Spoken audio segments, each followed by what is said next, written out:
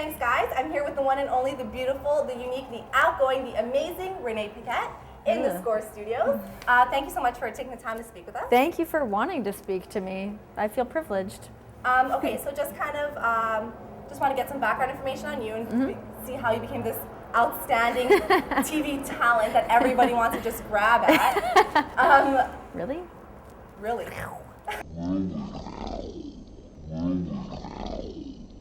I also heard that you were in Kelly Clarkson's Behind These Hazel Eyes video. I was. That was one of the first jobs I ever booked, was doing her music video, which was really cool. We were with the director, Joseph Kahn, who's like a big music video director. I think he's done some films as well, but yeah, it was really cool. I spent the whole day on set there, and Kelly was there, and yeah, actually, because I moved down to LA for a little while, and I went and hung out at her house after, which was really cool. Yeah. Would you ever consider doing any more music videos, kind of like maybe a 50 Cent, Snoop Dogg? No, I don't want to be like that video girl, but I totally would, because I'm a huge music fan. So if it I would probably do anyone's music video, let's be honest. But if it was a band that I really liked, I would totally be all for that again. If you can be in one music video of any band of all time, alive, dead, 1940s, who would it be?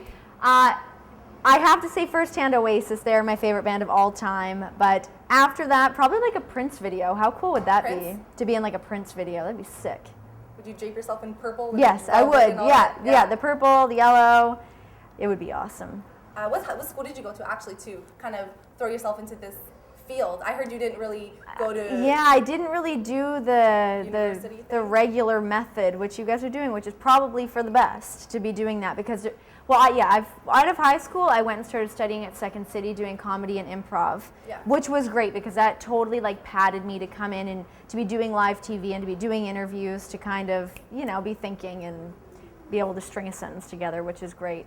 Because at that point I was studying method acting as well. And then I got into the hosting side of things. And then at that point, I thought about maybe going and getting a broadcasting or journalism degree. But decided I'd rather just hand out demo reels and go and try and get a job instead.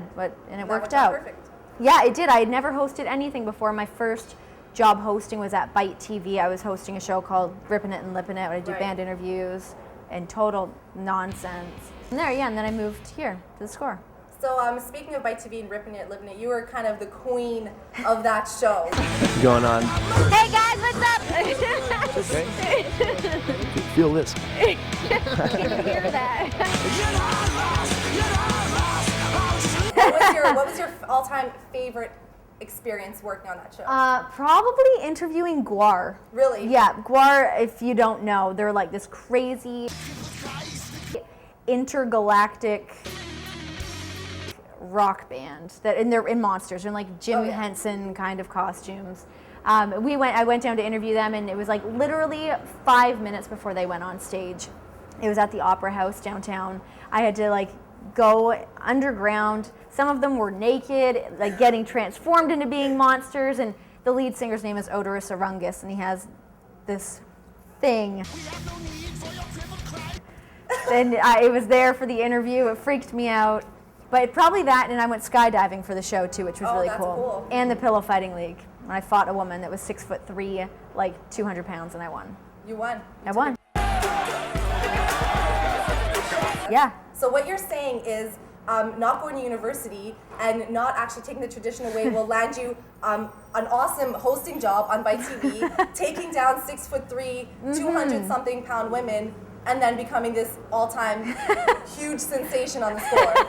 I guess it worked out that way. I don't know that I recommend that for everybody. I think I sort of just threw myself into it, and I sort of have a willingness to really just do anything, which, like fighting women much larger than me. It's like the camera's rolling and I will do just about anything, almost. So you've been at the Score since September, so you're still kind of the newbie around here. Yes. It's always weird. I mean, it's the same as working anywhere, and you have to, you're the new person, you're trying to figure out who everybody is, what your role is, trying to kind of carve your own path somewhere. So, I mean, I had the opportunity to be able to do that with doing the show The Break, a web show that I do, and now doing the wrestling show to kind of find my own voice here. But Yeah, you know, it's always intimidating going somewhere new, and having to go on national television on your first day can be a little bit nerve-wracking. Yeah, definitely. Yeah. So you host Right After Wrestling, Yeah. which airs Tuesdays on the Score right after wrestling. Yep, At 6-ish. 6 o'clock. So yeah, 6-ish, depending on when Raw ends. Yeah, we come on live. It's awesome. Have you always been a WWE fan? I'm not as much as, I mean, I am into it now. I know the ins and outs of everything, but I mean, growing up, I didn't watch it as much. Like I more so got into it in like the Stone Cold Steve Austin days and like the Rock and stuff. Yeah, exactly. So I went down when they were at the Sky Dome one time, went down and I met them all. Oh, wow. So speaking of WWE and all that stuff, picks for WrestleMania?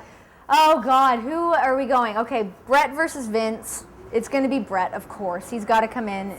He has to. He's got to come back from the Montreal Screwjob. He's been coming back to Raw for the last few weeks and just being trampled on. Yeah.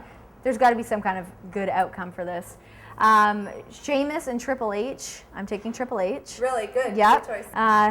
Who What else about we the got? Streak versus the Oh Creator? God, of course. I'm going Shawn Michaels. Really? I am. Oh, I this, know. This is where we divide here. But this is the thing. I think I know in my head that the Undertaker's probably gonna win. He will win. I don't know. I want Shawn Michaels to win. I love him. Well, I mean, you saw my Facebook. I've got Shawn Michaels from his Playgirl days. I want Shawn Michaels to win. I think just in the position he's at right now. But, I mean, we were talking about him right after wrestling. We saw him at Royal Rumble, and he's hobbling around a lot. I don't think he has too much gas left in the tank right now. So what you're also saying is Undertaker's going to take it and Shawn Michaels is out of there, right? Oh, yes and no. That's what you're saying. Yes and no. Oh, I dread it. So if you could interview one wrestler, alive or dead, who would it be? Who would it be? Probably the Ultimate Warrior. Really? In his full attire? Oh yeah. Yeah, like just raging, crazy Ultimate Warrior.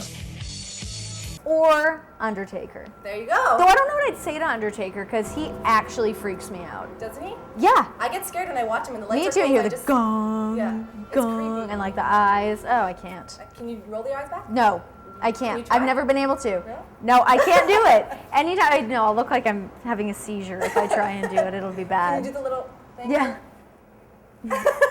The hand up, or the John Cena's. Da, da, da. Oh, what about Yeah. the John Cena Batista match? Oh yes, Batista, of course. Yes. Of course are it's you a John Cena Batista. fan?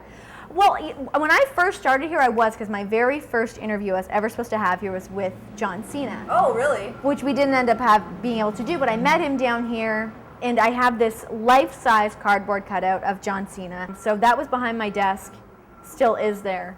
But I'm over his whole shtick, and I like where Batista's headed right now. Is him as the major heel that he is, and he's a beast right now. He's Good gonna choice. take it. Yeah. I think so too. John Cena's. John I Cena's can done. I'm I can over see you, him. John Cena. I can see you. I see you, and I'm sick of it. Sick of it. So what about you're here at the Score? You're killing it at the Score. What do you want to do in the next 5 years? Where is Rennee Paquette in 5 years?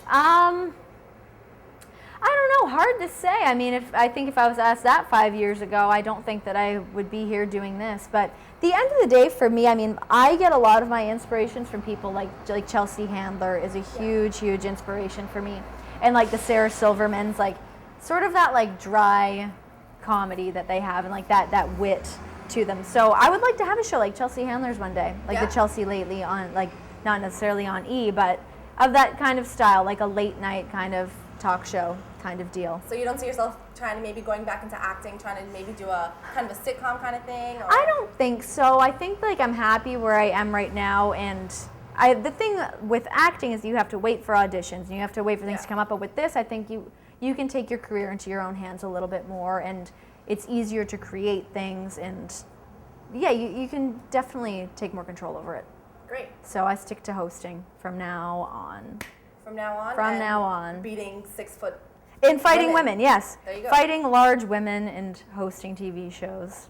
That's there you go. where. That's Rennee Paquette in a nutshell, everybody. Thank you again so much for taking time to talk to me. Absolutely. Thanks a lot, guys. Back to you guys in the studio. We'll see you guys later. Peace in the Middle East.